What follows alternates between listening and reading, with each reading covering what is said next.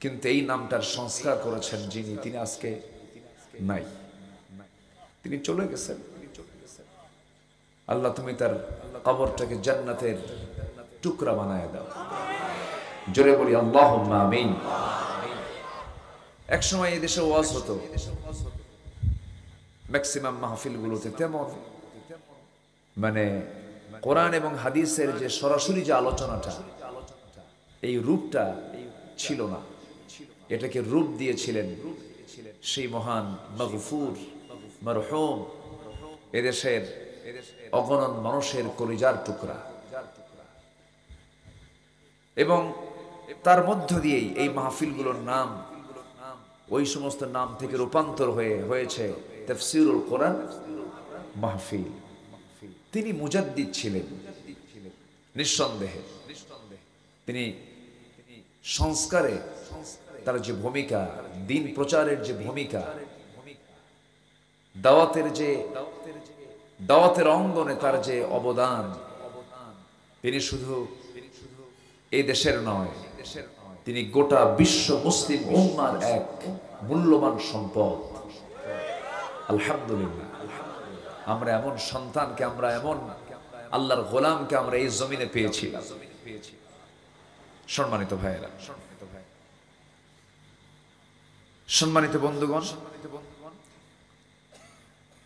কিন্তু দুঃখ লাগে এই তাফসীর মাহফিলগুলোতে আবার এমন কিছু আলোচককে দাওয়াত দেওয়া হয় যারা নাচানাচিও করে। আসতে বলবেন নাচে না নাই, নাচে। এটা দুঃখজনক। এই মানে এই চেয়ারে সেই ব্যক্তিকে বসানো উচিত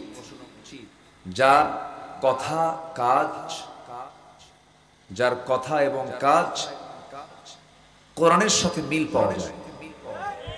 এমন ব্যক্তিকে এখানে বসার পরিবেশ করে দেওয়া উচিত, যাদের মুখে তেলবাজি কথা, যারা জালিমদের পক্ষে কথা বলে, যারা মাজলুম আলেমদের বিরুদ্ধে কথা বলে, এমন জাতীয় ব্যক্তিদের এই সমস্ত জায়গায় বসানো উচিত নয়। সব আলেম কি আলেম না, সব আলেম আলেম না। সব আলেম যদি আলেমই হতো, এই দেশে তো বহু আলেম ছিল, কত আলেম এদেশে, লক্ষ লক্ষ আলেম ওলামা আমার দেশে। কিন্তু কেউ তো, সবার তো এরকম অবস্থা হলো না যে 13টা বছরে তাকে জেল খাটতে হলো। সবার কি হয়েছে এটা? হয় নাই। রাগ করতেছেন নাকি আপনারা? একই আলেম কেউ সরকারি টাকায় হজে যায়, আবার কেউ সরকারি টাকায় সরকারি খরচে জেলখানায় থাকে। দুটো কি একরকম? আসতে বলবেন না, দুটো কি একরকম? কখনো এক না। এই জন্য যেহেতু এগুলো প্রোগ্রামগুলো প্রযুক্তির মাধ্যম দিয়ে, অনলাইনের মধ্য দিয়ে দ্রুত গোটা দুনিয়ায় ছড়ে যায়, এই জন্য কথাগুলো বলা। চিন্তা করেন, আলটিমেটাম দেয় 48 ঘন্টার আলটিমেটাম। হ্যাঁ, আলটিমেটাম দিতে গেলে তো নিজের একটা যোগ্যতাও লাগে। তো আসতে কন কেমন? আমি আলটিমেটাম দিলাম, মামলা দেব, এই করব ওই করব। সম্মানিত ভাইয়েরা, যে কথাগুলো আউটডোরে মানায় না, যেগুলো ইনডোরের কথা, যারা আউটডোরে বলে ফিতনা সৃষ্টি করে, আমি তো মনে করি এরা ফিতনাবাজ। এগুলো ঠিক না। তো যে যত বড় জ্ঞানী হবে সে তত বড় বিনয়ী হবে। যার জ্ঞান যত বেশি তার বিনয় তত বেশি। যে জ্ঞানের বড়াই করে সে কি জ্ঞানী না মূর্খ? মূর্খতা।